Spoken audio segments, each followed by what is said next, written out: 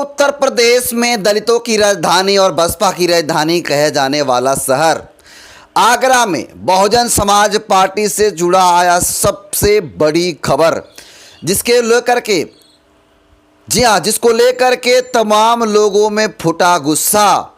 तमाम लोग लिखने लगे बड़ी बड़ी बातें। आखिर वो आगरा जो दलितों की राजधानी कही जाती है, जहाँ दलितों की आबादी सबसे ज़्यादा है, और आपको बता दूं कि कभी भाजपा की भी राजधानी रही है वोट बैंक के मामले में, आगरा से एक सबसे बड़ी खबर आई है, जिसके बारे में आप जानिएगा तो आप भी कहिए कि हाँ, यहाँ पर बहुत ही गलत हुआ है। ये पहली खबर होगी। दूसरी खबर, भाजपा के परिवहन मंत्री, जी हाँ, भाजपा के परिवहन मंत्री नितिन गडकरी को दलित समाज से आने वाले सोशल मीडिया इन्फ्लुएंसर पत्रकार मुकेश मोहन ने किया एक्सपोज।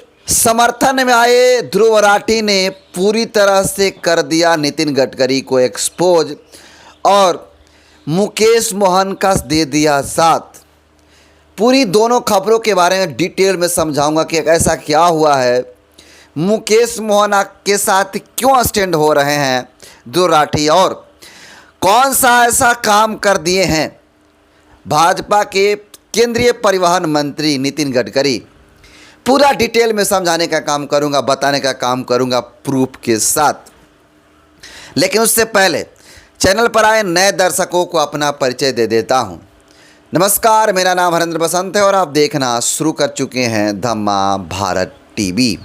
देखिए, आपको बता दूं, उत्तर प्रदेश की आगरा, जी हाँ, उत्तर प्रदेश का आगरा ज़िला जो है, समय समय पर लोग उसको दलितों की राजधानी कहा जाता है। लोग कहते हैं, अक्सर सोशल मीडिया पर इसकी चर्चाएं होती है।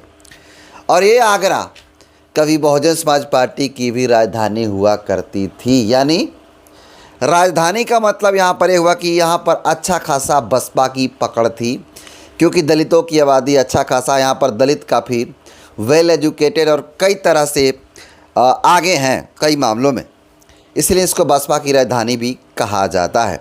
और अभी हाल ही में इंग्लैंड से पढ़ करके, इंग्लैंड से आकर के पर्वतरोही बहुजन समाज पार्टी को वोट करने के लिए अपील करती है, तो तमाम जातिवादी लोग जो है अपनी औकात पे आ जाते हैं और उसको भला बुरा कहने का काम करते हैं। आपको बता दूं कि दलितों की राजधानी आगरा, जी हाँ, आगरा से एक बहुत ही बड़ी खबर आई है बहुजन समाज पार्टी के लिए, और दुखद खबर है, जिसको लेकर के तमाम जो बसपाई हैं पूरा गुस्सा फूट गया है।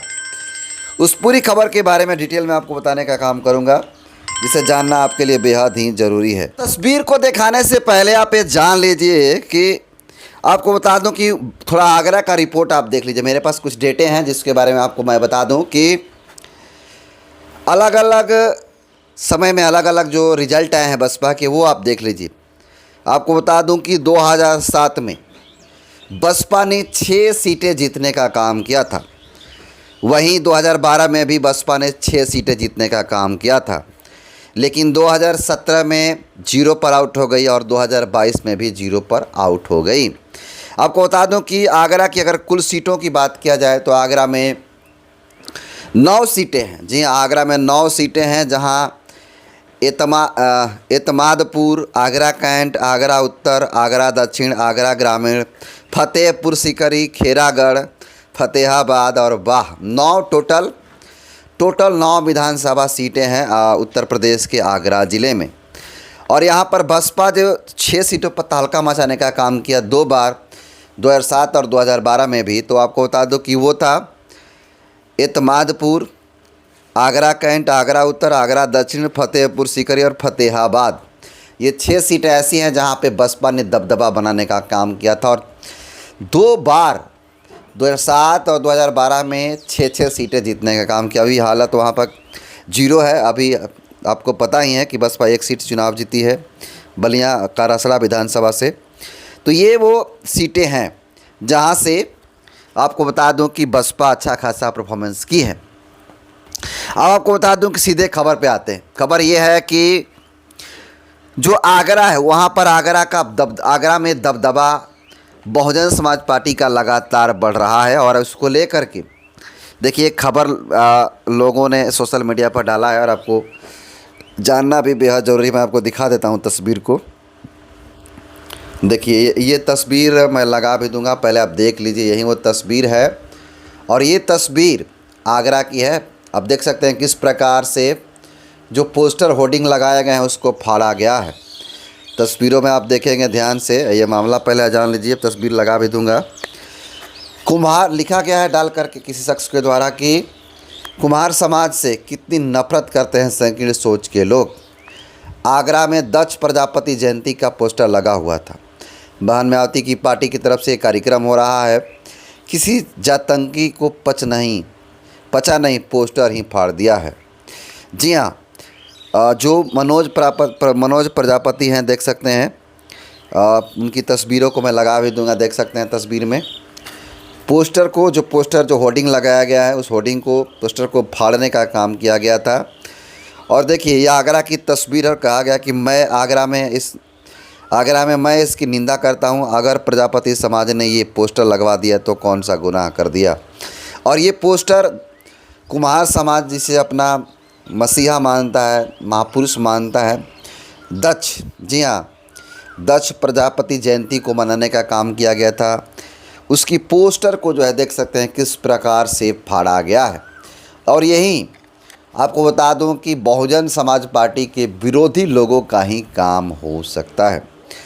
कई लोग अलग अलग पार्टियों पे, कार्यकर्ताओं पे आरोप लगा रहे हैं और कह रहे हैं कि ये इन्हीं का काम हो सकते हैं। बाकी ये किसका काम हो सकता है आप खुद कमेंट करके ज़रूर बताइएगा।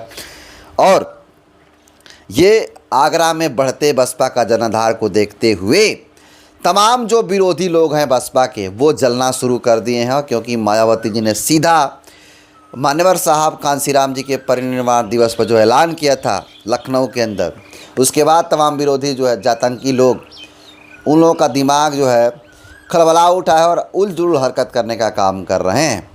तो ये इस खबर को कैसे देखते हैं, अपना राय ज़रूर कमेंट कीजिएगा।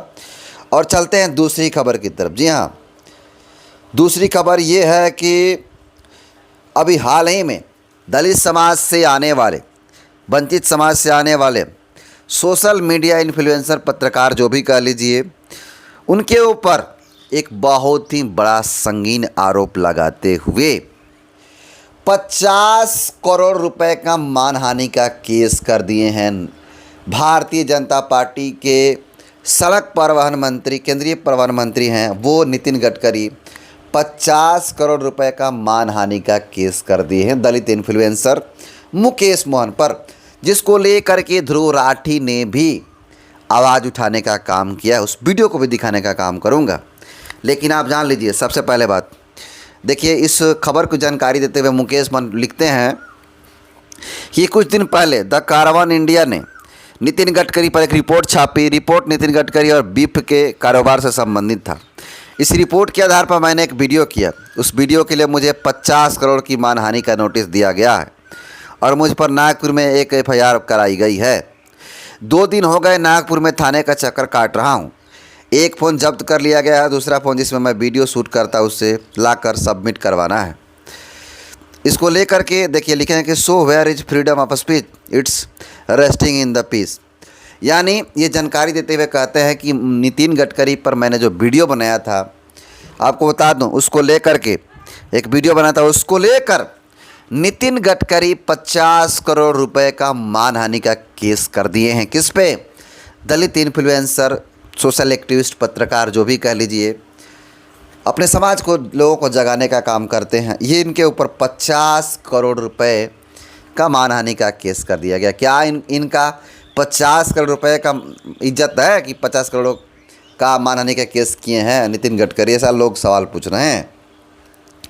बाकी इसको लेकर के जो ध्रुव राठी हैं, ध्रुव राठी ने भी इस पर वीडियो बना करके जो उनके विरोधी हैं, जो मुकेश मोहन के विरोधी हैं, वो सीधा उनको एक्सपोज करने का काम किया। यानी केंद्रीय मंत्री नितिन गडकरी को लेकर के एक्सपोज करने का काम किया। देखिए ध्रुव राठी क्या कहते हैं, ध्यान से देखिए। नितिन गडकरी ने एक इन्फ्लुएंसर मुकेश मोहन पर 50 करोड़ रुपए का डिफेमेशन केस फाइल किया है। इस पर FIR दर्ज करवाई गई है और इसके फोन को भी जब्त करवा लिया गया है। और जानते हो क्या कसूर है मुकेश का?